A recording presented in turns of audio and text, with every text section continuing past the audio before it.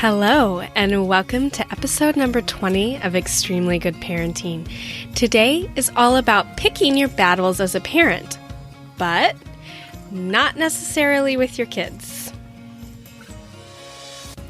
So first, let me just remind you that we've started a new process of signing up for the newsletter. So if you want to stay connected, then you can text parenting to 444-999. But also, I just wanted to give a shout out to Nicole. She spotted me in a very random Facebook group with lots and lots of people in it. And said that she loved the show and was a listener. And she mentioned that she thought it would be awesome to hear something about the exhaustion that comes with parenting gifted and 2E kids, because I have at least one of my own. And it reminded me, I should probably remind you that that's what this podcast is all about.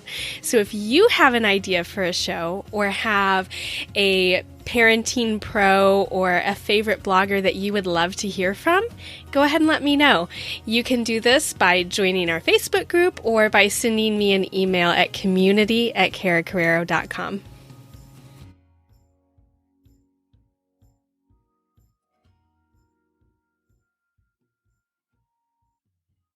Today's topic is going to kind of go right along with that me time and self-care that we talked about in episode 18. And it's about picking our battles as parents. And really, it's not necessarily even parents, because I don't even want to talk about the idea of choosing whether it's the appropriate time to tell your child to change clothes because you're going into public and they look wild and crazy. Like, that's been discussed over and over again. And that's something that I think we all do because it's for our sanity.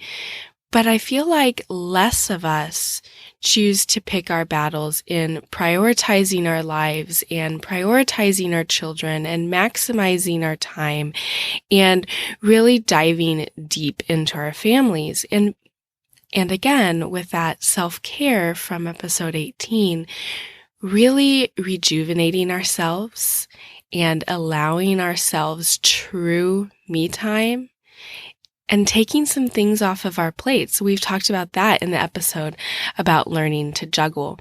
And I just think that this is so important. So let me start with my extremely good of the week, because I think it's actually a really good lead-in. My extremely good of the week is that I actually had my laundry done. And I know that this may sound completely absurd to some of you. I know that it may sound like nothing special to others, but it's huge for me and it's huge for my family as well. So I paid 99 cents per pound, and somebody washed my clothes, dried my clothes, and folded my clothes. I didn't even have to bring in my own laundry detergent. I mean, that's such a win. All I had to do was drop off my dirty clothes in a couple of bags. And it was such a win for me, because I hate folding clothes. It's not even the spin cycle and drying routine, but it's the laundry mountain that happens afterwards. It's so overwhelming for me, and it puts a burden on my soul, and my anxiety level rises, and it's just so difficult for me to get done. And if I was to sit down and actually write out how much laundry soap is used and how much time I typically take to fold clothes and how much time it takes to put clothes in the washing machine and switch them over to the dryer, not to mention forgetting them in the washing machine and having to rewash them. And, the whole grand story of trying to get clothes done as a busy mom and as a working parent. So this is my extremely good of the week, because suddenly my husband laughs, but suddenly I have this realization that I can solve problems by outsourcing them. I can solve problems by throwing money at them, so to say. And it's this non-materialistic way of using my money that best provides for my family. And it is such an epiphany for me. It is, I don't know, it's life altering. And this may, again, seem so silly to some of you, but maybe there's something out there that would seem silly to me that if you did it, it would transform your day, your week, your month, your everything with your family. So, kind of starting into the true bulk of the episode, my question to you is, where does your time go? And where do you hate seeing your time go? Because I hate seeing my time go to doing laundry. It may be an act of love and an act of service to my family to get it done. But in the end, I don't have a servant's heart about it because I hate it so much. And it's so difficult for me to actually get it done in a timely manner, get it folded, get it put away. And I mean, my husband will tell you that there are mornings that he has to go hunting for underwear or socks because it's still in the dryer or because it's still folded up on the couch or whatever. And I came home and opened those bags, pulled out the laundry, and just put it where it belonged. And he opened his drawer and said, "Oh my goodness, I have never seen so much underwear in my life." And so I implore you to sit down and look at what things can be outsourced that can make a big difference for your family.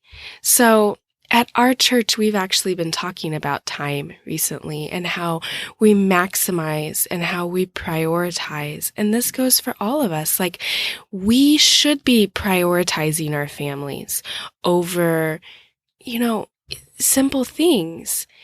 And again, certain things that we do, whether it's cooking dinner or whether it's doing dishes or whether it's getting our laundry done, they do serve our family well. But sometimes there are better ways to serve our family, even if that's service to them.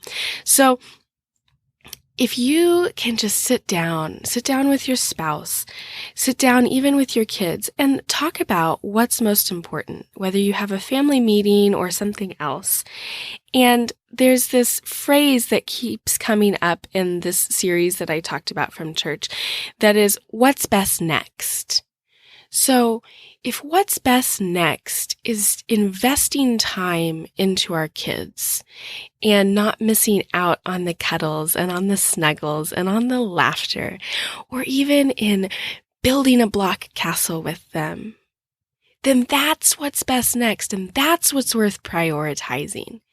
It may seem so little and so mundane, but it's going to be gone before we know it.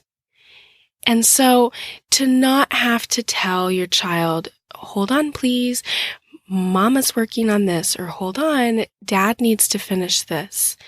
If this, quote unquote, can be turned into something that somebody else helps with, whatever capacity that may be, if it's, again, cleaning the house, or if it's hiring somebody to help you, if you're a stay-at-home or if you're a working professional and you need help with your email, and you can have canned responses set up that they just automatically, somebody reads those emails, and if it can have a canned response, it gets sent. And if it can't and needs your attention, then it gets labeled.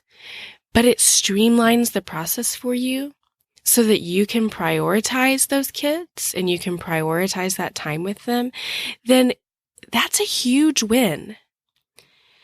So is your family glorifying busy? Because I know ours has.